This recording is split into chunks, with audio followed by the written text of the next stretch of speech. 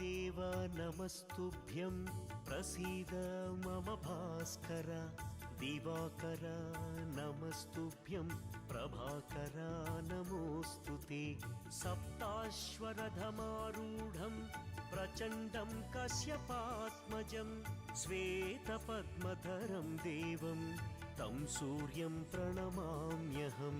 लोहितं रथमारूढं सर्वलोकपितामहं महापापहरं देवं